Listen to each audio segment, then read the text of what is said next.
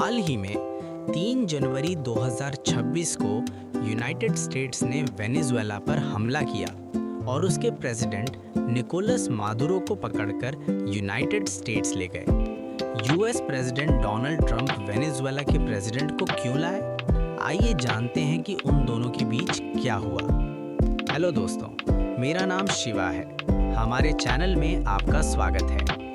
3 जनवरी 2026 को United states of America सरकार ने ऑपरेशन एब्सोल्यूट रिजॉल्व के नाम से वेनेजुएला पर सीधा मिलिट्री हमला किया। ट्रंप ने कहा कि यूएस सेना ने वेनेजुएला की राजधानी काराकस की बिजली सप्लाई काट दी थी, लेकिन ये साफ नहीं था कि उन्होंने ये कैसे किया।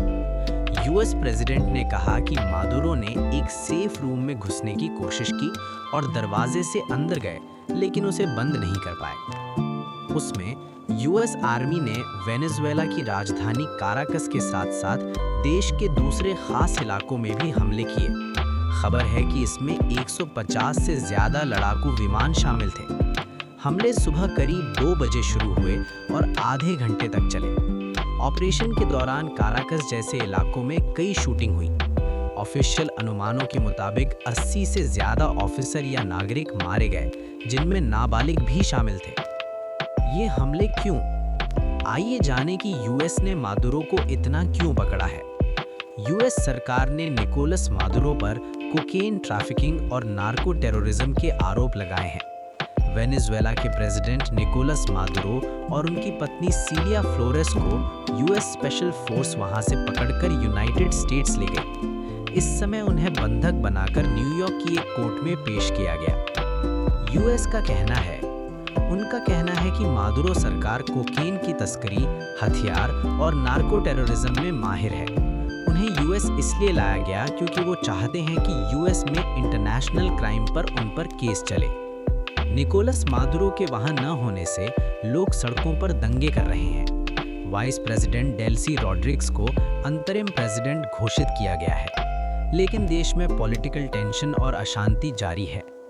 रिपोर्ट्स के मुताबिक वेनेजुएला ड्रग्स बना रहा है या नहीं?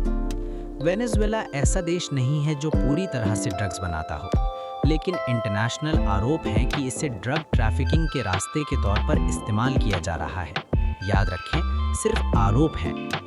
नार्को टेररिज्म यूनाइटेड स्टेट्स का लगाया गया एक आरोप है और ये अभी तक कोर्ट में पूरी तरह से साबित नहीं हुआ है।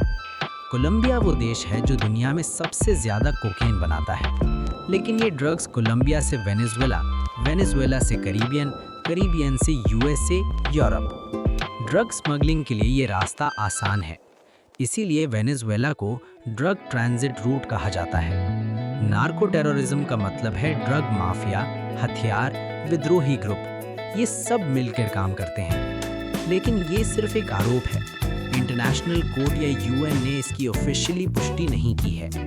इस वीडियो के बारे में कई देश क्या कह रहे हैं और अमेरिका आखिर ऐसा क्यों कर रहा है, ये मैं आपको अगले वीडियो में बताऊंगा। अगर आपको ये वीडियो पसंद आया तो प्लीज़ सब्सक्राइब करें, लाइक करें, शेयर करें।